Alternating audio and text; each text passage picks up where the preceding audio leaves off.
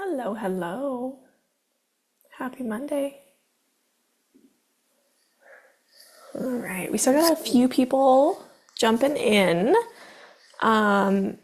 So we will get started right at the top of the hour to make the most of our time together. So, you guys, if you are new here, you guys can ask me anything. If there's anything that's coming up in your protocols, if you have questions about general topics, literally anything at all. You can either drop it in the chat or you can unmute yourself and we can have a conversation, especially while it's a smaller group for now. And if you're just hanging out to listen in, that's totally okay too.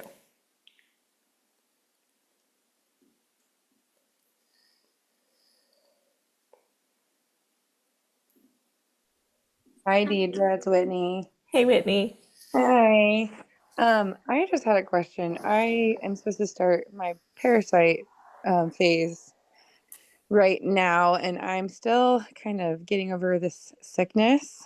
How long do you recommend I wait to kind of start on that? Should I wait a whole nother week, or like would midweek be okay, or what do you think? I would base it on how you're feeling. So Okay. if you're feeling like good enough that you can function like normal, then it's totally okay to get started sooner rather than later.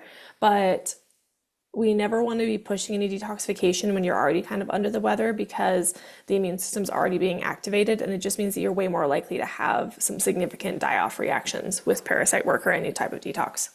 Okay. So should I be on my regular like phase one supplement schedule too with the binders and everything? Is that okay with Yeah. just still being sick, Yep. but Yep. it's not go into Absolutely. so, okay. Yep. It's not going to be pushing anything. Additionally, Mhm. if it feels like too much, you can always bring it down a little bit to more just be like your liver support and binder. Even just having a binder in place when you're sick can be really helpful. That's usually something I do as more like acute care. Oh, okay. Cool. Thank you. Yeah, of course. Did you have something, Brittany? Yeah, I was gonna ask if nobody else has anything right now.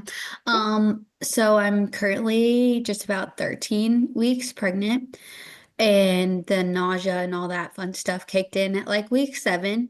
I started taking Unisom and B6 after about 2 weeks of it, and that has seemed to definitely take the edge off. Like I've only been sick a few times since then and all that, which I'll take, but it's still frustrating, obviously. Like I try to eat something right when I wake up and be consistent about it, but also if all food sounds gross to me still, like so I'm just eating a bunch of carbs, which is hard for me, but like that's all I can do. So I was just gonna see if you had any other like easy recommendations that I could like implement that might help. Yeah, absolutely. Um, First of all, I would say don't stress over if it's like a lot of carbs. This is very normal, especially like in the first going into second trimester, and it's so easy to beat yourself up of like, I'm just eating carbs. You are fine, baby is fine, even if you're living on carbs. But I'm curious, is the nausea primarily in the morning or is it like throughout the day, or what does it look like for you? Um, it's it's the Unisom has really helped, so it's kind of hard to tell, but it's typically worse in the morning. Like if I don't eat 2 pieces of toast before I even get out of bed, like it's bad news for me. Like I know to not even do it. So it's worse in the morning, but then like I'll have like uneasy feelings throughout the day, but it just kind of depends. Okay, so a couple things I'd be thinking about. The reason why eating first thing in the morning can be so helpful, and probably why you're leaning a little bit more towards carbs, can be more blood sugar imbalances. And so when blood sugar is dipping low, especially overnight or early in the morning as you're waking up, it's lowest. You've been fasting overnight technically, so it might be more of like a blood sugar stabilization issue. So, a couple of key things I would be thinking about with that. One, are you taking a magnesium yet? Yes, the magnesium bisglycinate. Perfect. And you're doing that, you're doing two of those capsules in the evening? Yes, yeah, Okay. typically too. Okay, perfect. Are you doing any type of biliary support? Think something like beta TCP even. No, I'm not. We might try something like that. So beta TCP is like a very gentle biliary slash gallbladder support. we know the liver is very important. We're thinking about blood sugar management. So that might be a really easy thing that you can do with meals. And it might take a little time to build up. It won't be like you take it as needed necessarily, but that might be helpful. And then the other thing that you might think about is using something like, so you're doing the B6, right? When are you doing Mhm. it? I'm doing it at night. So I take like I forget what pill I have. It might be I take like half a pill each night. So Okay. it's pretty low. Yeah. Okay, not a problem. That's okay. You might also try some inositol in the evening. You can do it with your last meal of the day. What inositol is going to do is slow down the blood sugar response or any spike that occurs, and then therefore like the resulting drop as well. Very safe to do during pregnancy. You can use it just as needed, so you wouldn't have to need it. You won't have to like use it for your entire pregnancy, but doing that at night might be really helpful, and you can get inositol just about anywhere. Okay. I know I've looked into like myo-inositol. Is there like a certain like specific one to look into or is anything like that? Yep. Okay. Yep, Cool. absolutely. I would do the myo-inositol in particular. That is the best Okay. kind. It's when I say inositol, it's it all falls under the same umbrella for me. Mhm. But yes, do the myo. Okay. Cool. Thank you. I'm Yeah. hoping it's gonna get better anyway soon, but Yeah. Yeah, I don't want to you're in risk the it. home stretch of the nausea going away, Yes. hopefully. Yes. Thank you so much. Yeah, of course. What else? If you're joining us a little bit later, feel free to put anything in the chat. You can unmute yourself. It is totally up to you. I have a question. Yeah. So I have started Bear on all of his supplements except for one, and I have a question about the histamine plus immune. Hmm. It says 3/4 of a capsule per day, but it also says with every meal. Well, he's 6 month old, 6 months old, and he nurses like every 2 to 3 hours. Hmm. So do I give it to him every single time he nurses, or just like kind of figure out like split it up throughout the day? Yeah, I would just split it up through the day, out the day relatively evenly. So like Okay. if he's nursing in the morning, do one then. It doesn't have to be perfectly split. There's not going to be any issue if like it ends up being two Okay. hours together or 6 hours apart. Right. We just want to split up that dosage throughout the day so it's more even than anything I else. usually do one as soon as he wakes up, one before he goes to bed, and then I do two other doses. Like I try to do two in the morning and then two in the afternoon. Perfect. That works Okay. great. Okay. I Yep. just didn't know if it was too much to do like every single nursing session or what.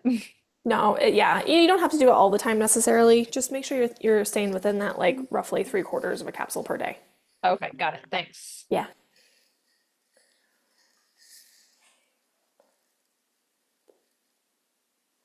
What else?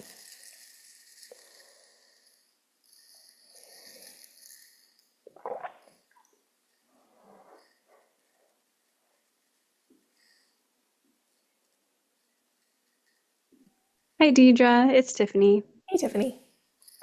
Hey, I have a couple questions. Um, I have a almost 15-month-old and he isn't sleeping through the night. I think part of it is that he's just hungry. And I've noticed, so I've been exclusively pumping since he was pretty much born.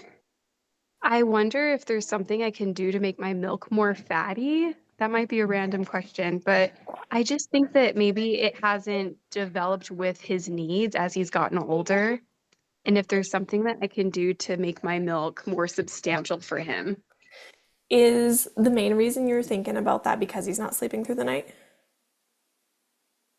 That that is the main reason. Yeah, and I've noticed my milk change over time and it seems really maybe watery right now. Okay. I don't know if Yeah. that's true or not. Yeah.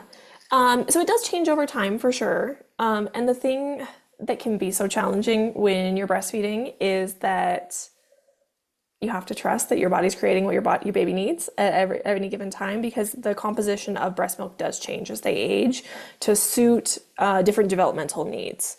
So in terms of like, rather than thinking about it as like making it more fatty, but more so like making sure that it has the correct components that it should for where you're at. I would just be thinking like making sure you're getting enough protein in your diet, but then also thinking about chemical digestion. And I can't remember off the top of my head. Did we give any suggestions to support you from a supplement perspective? I have a prenatal Mhm. that I've been taking, and then there were a couple things that I was doing more for, oops. Okay, sorry, That's baby okay. injured. Okay. That's okay. Oh. Yeah, there are a couple things that I was taking, like a digestive enzyme Yeah. and prenatal support and activated charcoal, cell force antibiotic, Okay. and then the mega IgG 2000. Okay, come here, bud. We might think, what I might do is I'll probably send you a note, Tiffany. We might get you more of like a fat digestion support alongside your digestive enzyme, but I want to make sure that it makes sense. Um, I should make sure that it like makes sense with any other symptoms that you're having or anything like that. There might be other things going on as far as sleeping through the night. Being that he is 15 months, he's obviously eating solids at this point. So I would be thinking about maybe increasing intake of solid foods as well. That might go a really long ways. Just because I think a lot of times when we have really small children, it's like we're giving them a little bit, and kids can eat a whole lot if we give them the opportunity to. So I would just be trying to like push the boundary there a little bit. Okay. And you could even and be focusing on like fatty foods directly for him as well. Okay, yeah, I could definitely do better at that. We're working on it. It's a challenge. It never gets easier. It's just new every week. And then my second question, um, to prepare for future babies, we're not there yet, but I know that preparation starts months in advance, like way in advance. Um, is there something that you would suggest as far as not repeating what my son is currently going through and, preparing not just my body, but also like my husband for a healthy baby down the road? Yeah, absolutely. So what we would probably recommend, being that your little boy did have some mycotoxin testing come back with positive levels, is I would recommend at least doing mycotoxin testing on yourself. But the test that we typically recommend in that preconception phase is actually going to be called the total tox. So it'll include those mycotoxins, but it'll also screen for heavy metals as well as industrial chemicals. That's just going to tell you about anything that might be passed on to baby in utero. And both mom and dad can do that going into it. So we know that transfer of toxins happens directly in utero via mom, but toxins influence sperm health and DNA for dad. So it's a different Yeah. way of thinking about it. It can impact the health of the placenta as well. So often when we see like placenta or issues early in or even in any time in the first trimester or even miscarriages, and I don't know if you have a history of those, but it can be influential for those. So it can be helpful to have that toxin testing on both partners. And then even just having some blood work done. So we like to do some more comprehensive blood work, but this can always be something that you run through your doctor so that it goes through insurance, and that's totally fine. More than happy to give you pricing on that just in the event that insurance overcharges you for it, which I have seen them take a $200 panel and turn it into a $2,000 panel. So Wow. Yeah. we can we can always get you the practitioner pricing on that type of testing as well. So those are the two tests that we typically recommend just so that we can get a look at any systemic imbalances, any nutrient imbalances for you, but then make sure that we're supporting sperm health and detoxification for both partners. And since you've kind of gone through the process at this point of working things through with your son for a full protocol, there's a couple of different ways that we can do that. And I'm more than happy to send you some details of like, if you want more support going through it, we can certainly do that. But if you would like to do more of like a protocol and go at it a little bit more autonomously, you have that option as well. Okay, that's good to know. So in order to do the testing and things that you recommend, would my husband and I both go on program with you guys? Yeah, yeah, it's in some capacity, and it can look different for each of you depending on what level of support you're looking for. Okay. Yeah, I'd be interested in more information if you Okay. have Yeah. a place for us to go and look into it more. Yep, absolutely. Also, I'll make a note and I will send you a message later today so that you have everything. Thank you so much. Yeah, of course. All right, I see your question. Elena, give me 1 second so I don't forget about this. Okay, so piggybacking off of Chelsea's question, Owen's sleeping on you, so you're typing, totally get that. Should you be taking a prenatal while breastfeeding to help ensure he's getting more nutrients? I'm afraid of the same thing with him not getting enough with mine. Yes, I would be taking a prenatal. I think it's really common that women take prenatals or are instructed to take prenatals when they're pregnant, right? Going into birth. I actually recommend taking a prenatal for at least the first year postpartum, regardless of whether you're breastfeeding. But if you're breastfeeding past a year, you want to have that prenatal follow you throughout your breastfeeding journey. Basically, what happens in birth and breastfeeding is that your body is going to pull nutrients from you, and the prenatal is really a safety net for you rather than for baby because your body will always deplete you if it has the capacity to do so. And so that's going to be the best way just to make sure that you're in a safe spot. The needed one is perfect. I like the needed one for both pregnancy as well as postpartum. The other one I like is the Seeking Health Optimal Prenatal as well. So either one of those is perfect.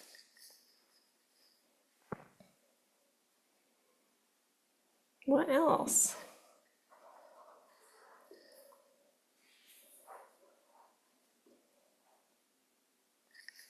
Hey Deidre, this is Lindsay. Hey, Lindsay. I have a question. I'm trying to I'm due in 3 weeks. I can't believe it. And I'm trying to research and have some resources at the hospital for reducing tearing. I was told like, maybe I could bring like an oil.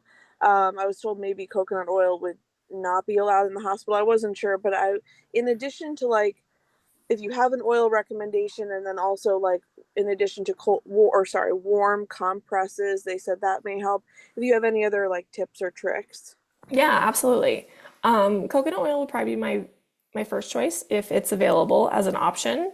Warm compresses are going to be fine. You may also look into, gosh, it's been so long. What is the technical term? Perennial massage, I believe. Oh yeah. You might look into that just a little bit. The other thing I will say about tearing and birth in general is if you are in a space in the hospital where you're able to move your body based on what feels most comfortable for you, you're far less likely to tear if you're in like a comfortable position giving birth rather than laying on your back. So I know a lot of times in like hospital settings, they want you to be laying on your back because it makes everything easier for them. But if you can be on your feet, moving, squatting, lunging, whatever On your feels, side. yep, on your side, whatever feels most Okay. comfortable for you. And that's going to be putting less pressure on those tissues ultimately. Okay, that's helpful. So being on your back may have a little bit more pressure Yep. than other positions. Okay. Do you have a doula by chance? Yes, we do. Great. Ask your doula about this too. They should know Yeah. more about like how positions, but also thinking about like inverting or exverting your knees and your feet, and can change the way that the pelvic opening, your hips basically open, so that baby can move at Yes. different points during birth. But a lot of that can be supportive. And Okay. I don't stress about tearing. It's a lot less common than people think, and if it does happen, it's usually not as bad as you're envisioning going into Okay, it the first time. that's good to know. She also said something about like if the baby's crowning to kind of try to chill there for maybe like an extra minute or something like before pushing too hard so that the tissue has time to stretch. Yep, Okay. yep, absolutely. Thank you. Yeah, of course. I'm so excited for you. Any day now. Any day.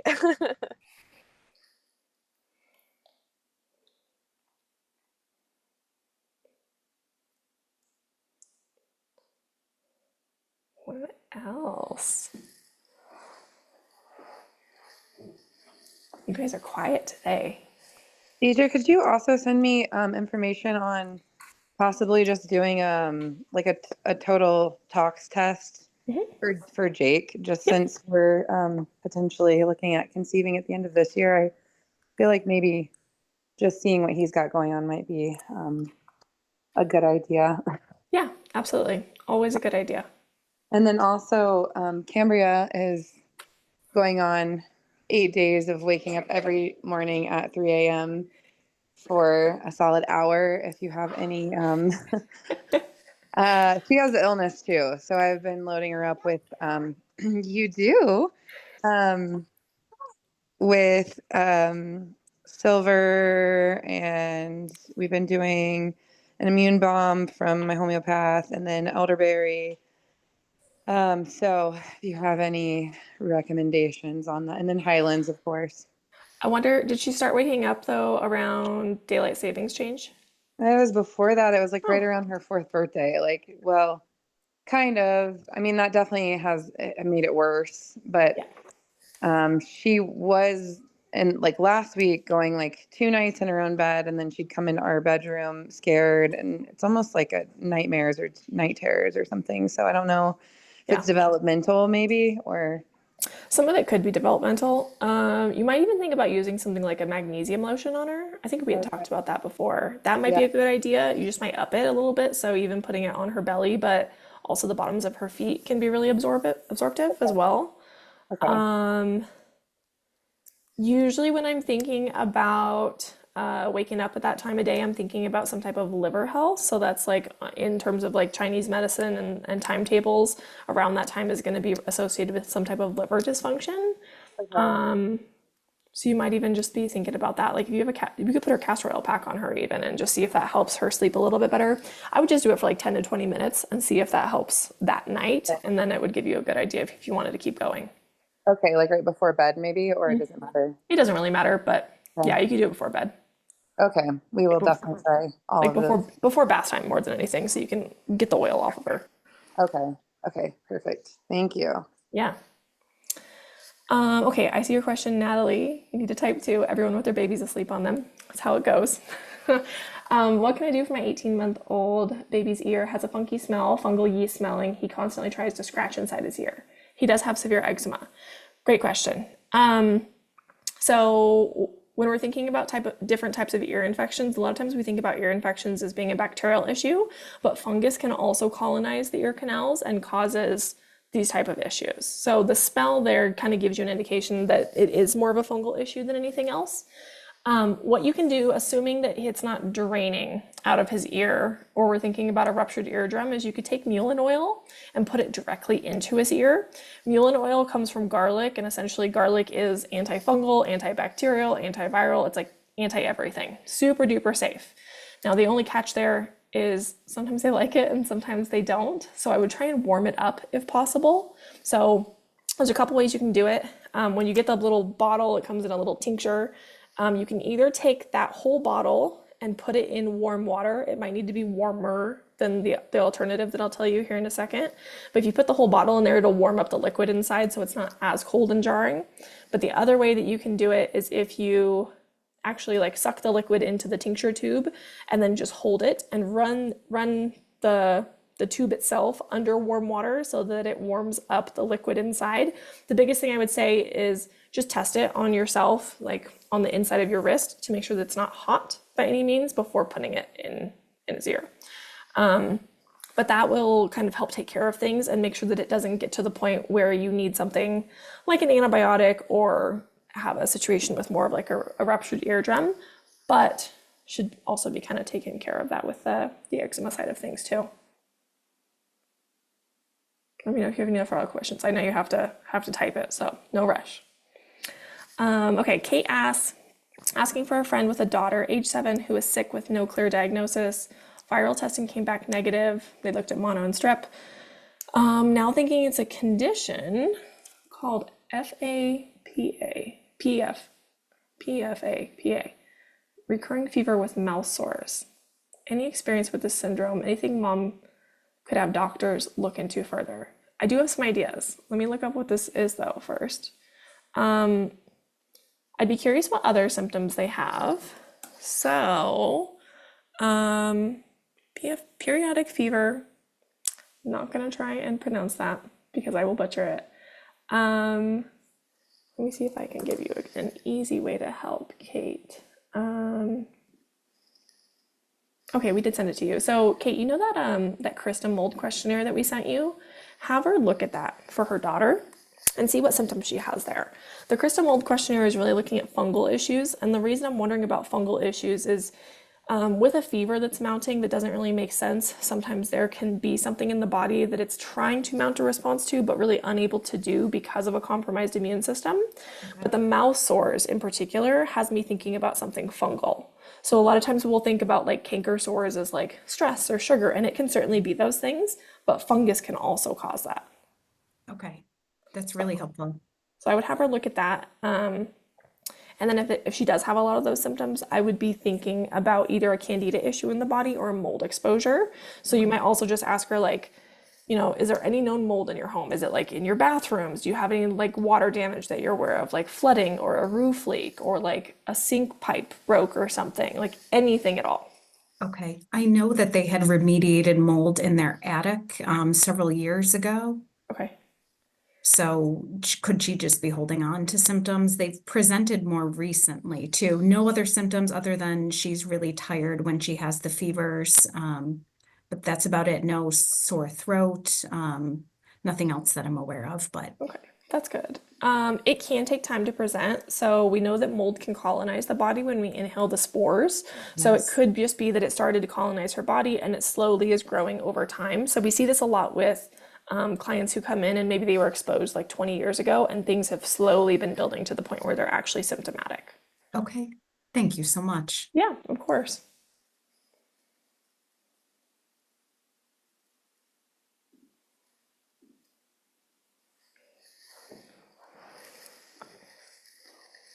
What else? If you guys don't, yeah, go ahead, Lily. Hi, Jamie. It's me last month.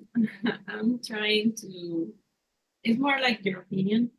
I'm trying to weigh these pros of winning. I'm still breastfeeding. She's gonna be 2 in July. But I feel like it's not working for our family because of my other kid and all the things that are going on. And also, I would love to focus on higher health and talk about that in the past. I think Yeah. that, a lot of issues going on myself. I have my whole family protocol about myself. It's your turn. And yeah, so yeah, I've been thinking about it, but she has like dairy and like allergy. I'm worried about her nutrition in general if I stop breastfeeding.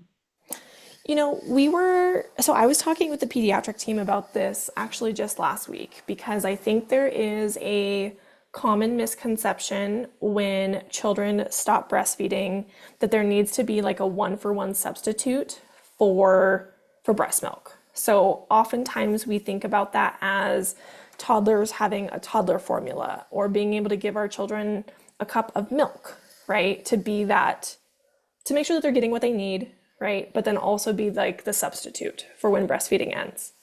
And this usually is not the case. So when we're thinking about giving kids some type of drinks, it can be like, yeah, we want to be giving them maybe like small amounts of juice and things like that. But most kids really just need water at the end of the day. And then the primary amount of their nutrient density should be coming from whole foods.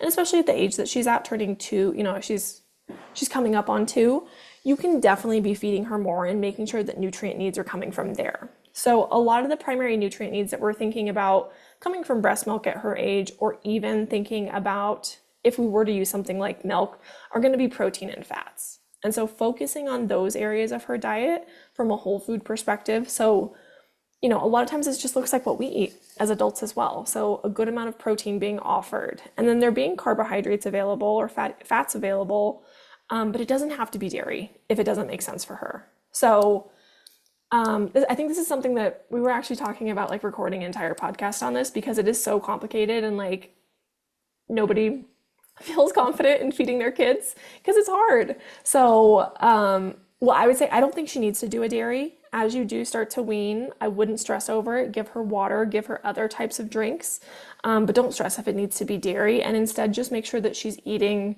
to satiety when you are feeding her and thinking about like meals probably being a little bit bigger than you might think they need to be.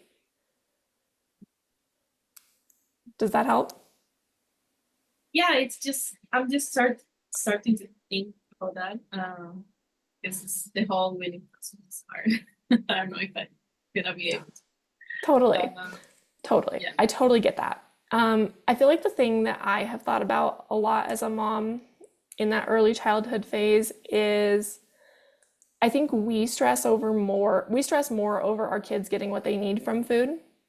and children will eat when they're hungry. So a lot of times feeding kids can feel like a full-time job where you're like, please eat. I just need you to eat. Like you're going to starve.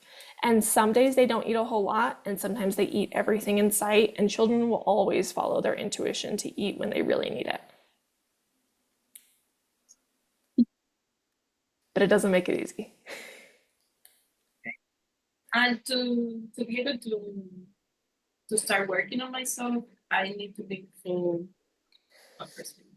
Correct. And I see the other question here too, but yes, I would say you can certainly do the toxin testing on yourself while you are breastfeeding, but in order to get full support for drainage and detoxification pathways open and then actually support detoxification, we would recommend that you're no longer breastfeeding so that we're not passing anything via breast milk, because breast milk is ultimately a drainage pathway, but doesn't mean that you can't start getting some steps in place while you are still weaning, knowing that there's not a whole lot of milk transfer happening.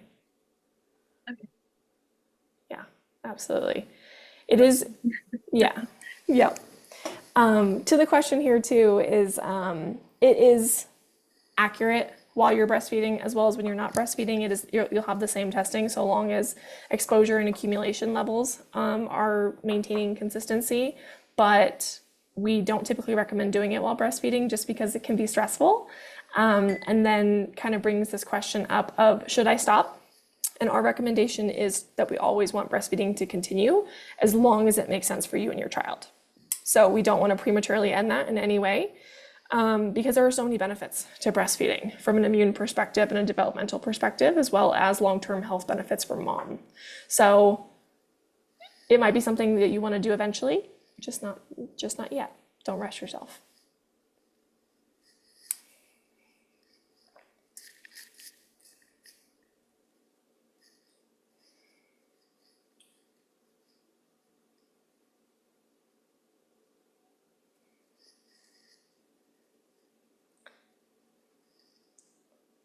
What else? We got some good stuff coming for you guys, for anybody who's interested. I just had a conversation this morning with Emily Green, who is a spirit baby medium, but she also works with children. It was such a good conversation. I don't know why it took me so long to ask her. But really great, I think, for both women who are in the preconception phase, women who are currently pregnant, as well as parents as well, knowing that we can kind of tap into our kids' spirits even when they're here on earth with us. It was a really, really good conversation. I think you guys are really going to enjoy that. And then she's going to have a meditation that's available for our clients in the portal that won't be available to the public. So I'm super excited for that as well. And then we are recording later with Michelle. We're going to be talking all about endometriosis, which is something that comes up a lot in our practice. And for those of you who work with Michelle, know that she's the queen of endometriosis and knows a lot. And so all this week, we're going to be talking about endometriosis because March is the awareness month. So super excited for that. I don't know if they accept calls. I think it was somebody else on her team. So I had done a call, or it wasn't really a call. It was like, I just got to send a video, his name, and a question, basically, and they did a little reading with Jasper. But it was one, I don't know which member of her team it was, but it's somebody who specifically works with children. So that was super cool. I'm sure they're accepting them. I know she was training somebody to do them.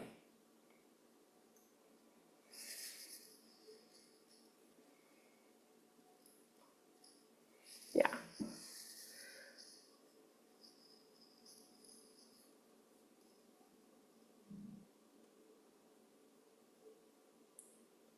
What else? What other questions you got? Anything, like, it can be anything at all. It doesn't have to be related to your protocol, random thoughts in the health space, things you're seeing. I have a random question. I'm Can you hear ready. me? Yeah, I Okay. can. Okay, so this started happening before, like about a year before my pregnancy. It got really bad. And then now Owen is 8 months and it started recently happening again. And so I'm wondering if it's like a toxin thing. But my at night specifically. It would happen during the day, but right now it's just coming back at night, and that's how it started before.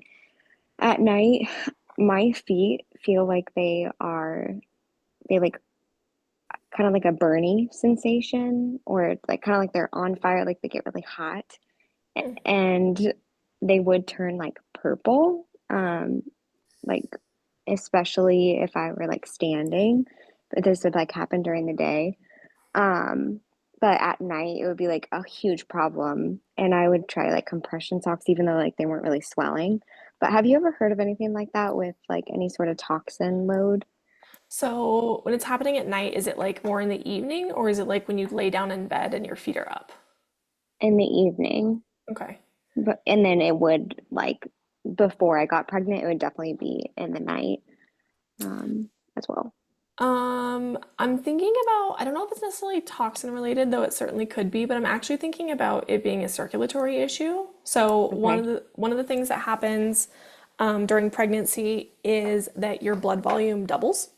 And Mm-hmm. so your circulatory system is working a whole lot harder. And so I'm wondering if it's a poor circulation issue that's happening. Mm-hmm. Um, and I'm kind of curious, like pre-pregnancy, if you were like sitting a lot or staying in like the same position, like a little bit more sedentary during the day. I Um, was always like my job, I was on my feet for like 8 hours a day. okay, yeah. So it might just be that like the blood is pooling in your feet Yeah. and unable to like come back up fully. Yeah. Um, do you exercise regularly right now? Yeah. Okay.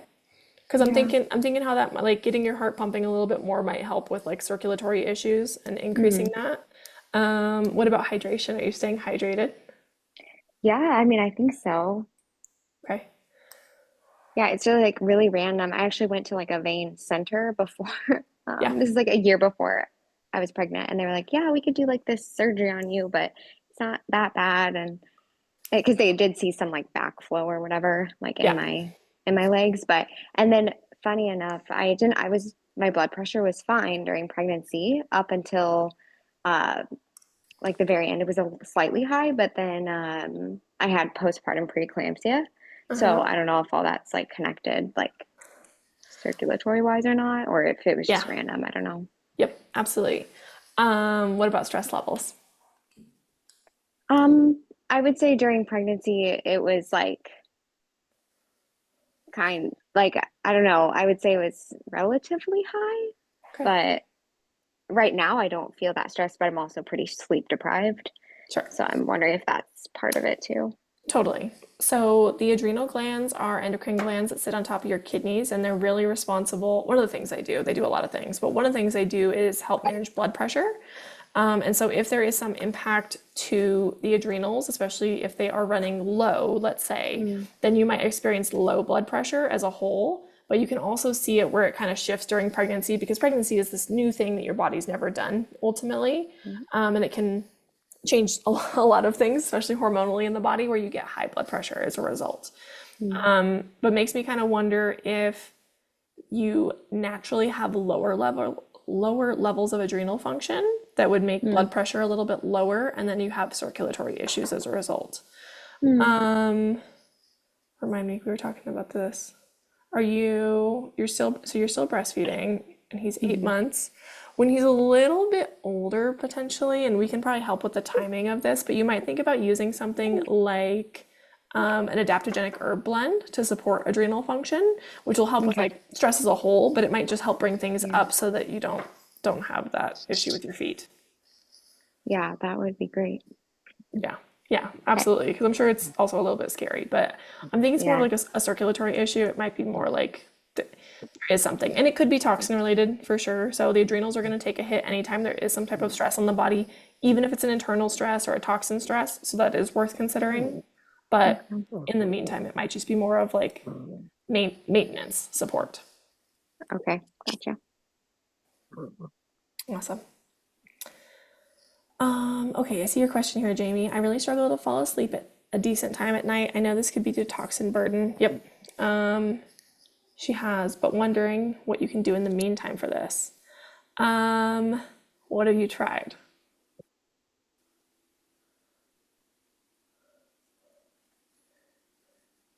Because I got lots of ideas. I like, if you haven't tried the Neurocom from Designs for Health, I believe, I really like that one. That tends to help people fall asleep pretty good. It has L-theanine as well as GABA in it. GABA is going to be a neurotransmitter that will tend to make you pretty sleepy pretty quickly.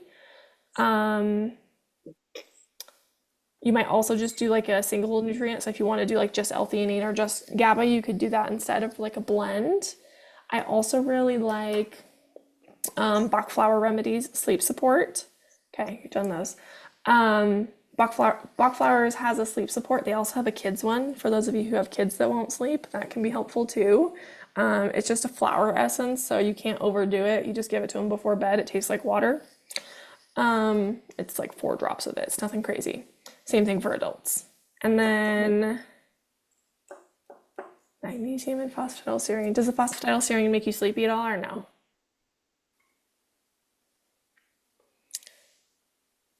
Sometimes. Okay. Let's see. The other thing with toxin burden too to consider obviously is particularly when we're thinking about anything that can impact the pituitary gland. The pituitary is where we produce melatonin, and so it can actually decrease output of melatonin hormones.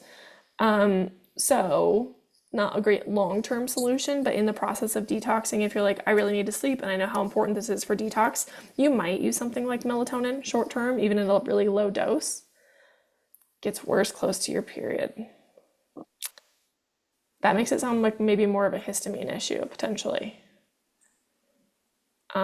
So you might just need additional histamine support, and I can't remember if we have anything in your protocol for that, but if not, we might add something, even if it's just right before your period in those 2 weeks after ovulation.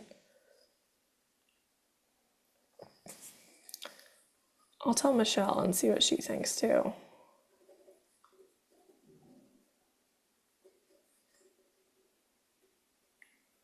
Okay. We might bring some in there if you don't have any histamine support in the phase that you're currently in, just as like more of like a little bit of symptom relief for you, because sleep is definitely important.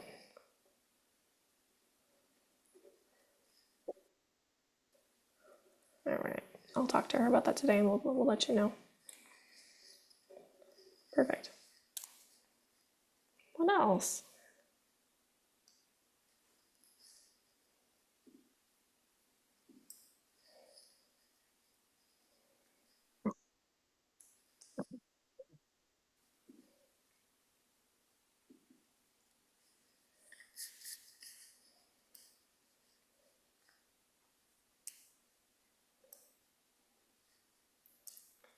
Did you guys see where I shared last week the big 3 things? I know you did, Jamie, about what helps with outcomes for clients. If you didn't, we're going to talk about it because it was a very good conversation that we had.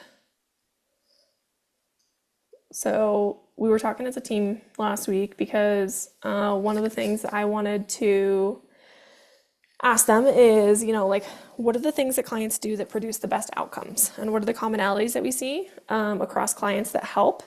And there was a couple of key things. So one, not being tied to the outcome and kind of being in the journey, which was coincidentally enough part of the conversation that I had with Emily this morning. So that was super interesting. This applies for both kids as well as adults or in the fertility space as well.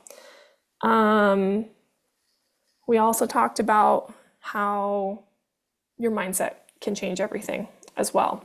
So having a mindset around abundance rather than scarcity, which is very challenging, especially when there are health issues at play, can really change the way the outcomes produce themselves. So even if things can't be perfect, really having this abundance mindset and not looking for the spots or catching yourself when your brain finds those spots of like, is this enough? Am I doing enough? Sort of thing. And really trusting your intuition on that can be very helpful for making sure those outcomes look the way that you would like for them to look. I see your question here too, Lindsay. Just listened to an interesting talk about mushrooms and MDMA and other psychedelics. How do you feel about them? Just generally wondering. In general, I don't really have an opinion. I do think that they really certainly do have a time and a place. The only one that I personally have experience with is the mushroom side of things. There's a company called Golden Rule here out of Colorado that does microdosing mushrooms that I have found incredibly helpful for anxiety and grounding. And yeah, they can be incredibly helpful. It's just a matter of like when and timing and everything, if it makes sense for you. But I think that they can be really helpful tools for people. It just has to make sense for you at the end of the day. I see your question here, Stephanie. You're in the car. Question about iodine and acne. I started a new iodine protocol based on my most recent HTMA. And after increasing it, I broke out so badly. Stopped and it's getting better. What's the connection and reason why this would happen? So iodine is really gonna be pushing detox really fast. So a lot of times when you're introducing iodine is gonna be pushing out the halogens that are present, not only thinking about the thyroid, but throughout the body as well. And if there is not an appropriate route for elimination, it will definitely come out through the skin. So you can see heavy metal detox kind of increase. You can see halogens like fluoride be pushed out with the iodine. So it's probably just too much.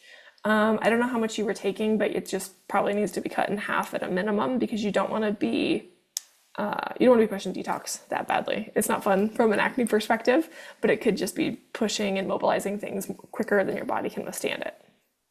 Awesome. Thank you so much, Deidre. Sorry, I'm in the car, so I just don't have my video on. That's all good.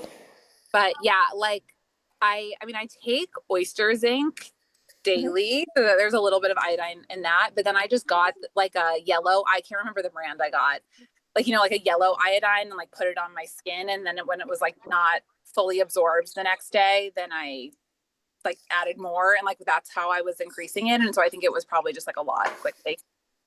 Yeah, it was probably just too much too quickly at the end of the day. Okay. What else was I gonna say there? You might just need to go slower or go like days in between it at the end of the day. It's probably just too fast more than anything. Okay, cool. Thank you. Yeah. I actually have a question about my rosacea. I just read something the other day about it being actually parasitic rather than the mold. Have you seen any? Is it kind of from what you've seen with your clients and everything? Do you feel like you've seen resolution more with like parasite or mold, or is it just kind of both? I'm sure it's very bio-individual, but do you have any insights of that? Yeah, it can be both. And the reason that it's both ultimately is because they often coincide with one another. So yes, there's a mold issue, but there's also typically a parasitic issue of overgrowth because of the mold issue. So it just really depends. Like everybody will experience differences, particularly in skin healing at different points in their protocol. So even like rosacea, eczema, acne, some people will have more results when they get to the parasite phase of things, but others will really see improvements in the mold side of things, but they go together. So it's kind of hard to say which one it is because there is that bio-individual approach to it.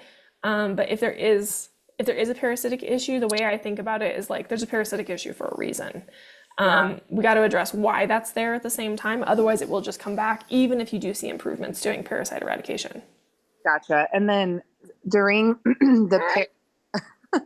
during the parasite portion, as far as coffee enema goes, is that kind of where it needs to start increasing to multiple times per week, like ideally 2 to 3 times a week, you would say?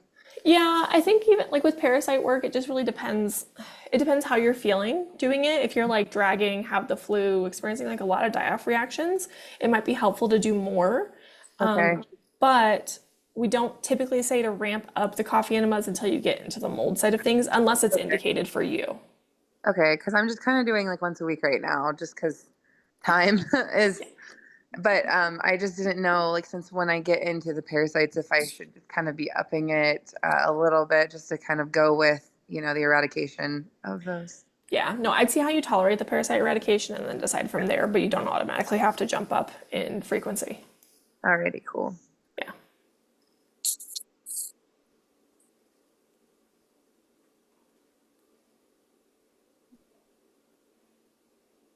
Everyone working on their kids' health are like, thank goodness we don't have to do that. I have a follow-up question if no one has a question here. Yeah. So when you were saying like if there's not like a good pathway out Mhm. when it comes to like maybe why it was coming out so much more through the skin, Mhm. like if I'm really supporting drainage, like what else should I be doing to make sure that there are more pathways out? I guess is like the confusing part to me. Totally. Talk to me about how you're supporting drainage. I mean, I could probably be a little bit better speaking of coffee enemas, but just like, sorry, the GPF background. I could probably be more consistent with coffee enemas, but like doing them as of recently, not as often, but like once to twice a week is what I was doing before. I wear my castor oil pack really regularly. I'm good about doing like hot cold therapy in the shower. For my lymphatic system, I haven't been dry brushing.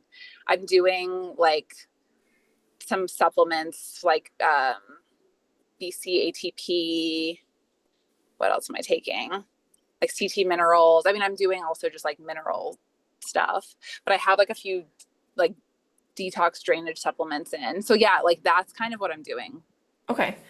Um, so I would say the big gap I'm thinking about is if the supplements are actually supporting the liver in particular. So like BCATP and CT minerals are going to have fulvic acid and minerals as a whole, but they might not actually be enough for the liver in particular. Okay. So I'd be thinking about all three phases of liver detoxification. So thinking about bile production, so something like phosphatidylcholine or TUDCA. Phase 2 is going to be more herbal, and then phase 3 is going to be more like lots of hydration and elimination. I know you I'm assuming you've got bowel movements down to a science, but just making sure that you're getting rid of those things. And then you might think because there is like more skin issues, and I think historically when we've talked about this, when you do detox, it comes out through your skin. You might think about something like sauna or infrared light on a more regular basis, Yeah. particular to the areas that you like have the detox reactions. Got it. I forgot about that. I have a loom box and I use that like Perfect. pretty regularly. And I do go to the sauna at Lifetime a couple times a week. It's like not probably quite as hot. It's like, you know, in the 200, 220 range, but Yeah. okay. So that's helpful. Yeah. I mean, I guess with the liver piece, just one quick question for you. Like I bought TUDCA to take. We're doing GAPS as a family right now and doing really well on it. Mhm. It has rice in the capsule. And so I haven't been taking it because I'm just like, even though it's such a small amount, like I'm doing such a big effort to be GAPS compliant.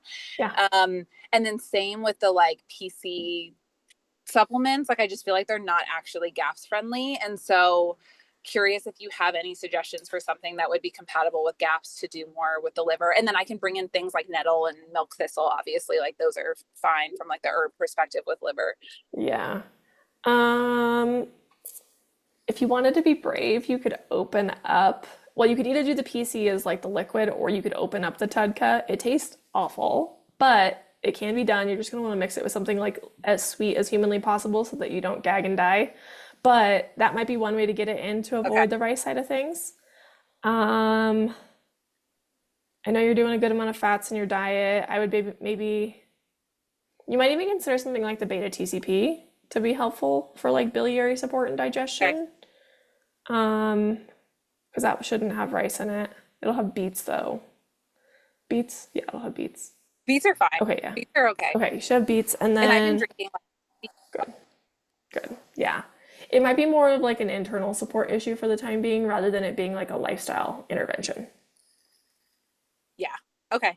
Yeah. Then we have beta TCP at home because Ojai never could take it. And so I have it stocked up and I can just take his.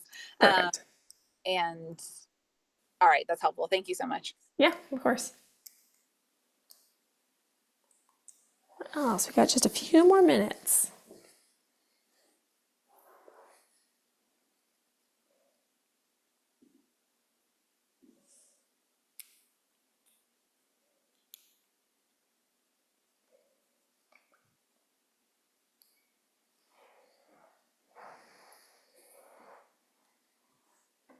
Okay, if you guys are all good, I will let you go.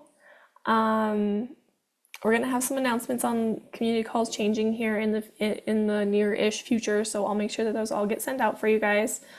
And we have a lot of exciting things kind of coming in the woodworks in terms of getting you guys some kind of more exclusive support from different practitioners and experts in the health space in areas that are not our expertise that we would love for you to have the exposure to and have help with. So we're gonna be rolling those out here shortly for you. In the meantime, if you need anything, I have a list of things that I'll follow up with you guys on, but if you guys need anything, don't hesitate to reach out to me or your primary practitioner and we will get you all taken care of. Okay. Thanks, Deidre. Yeah, I'll see you guys next month.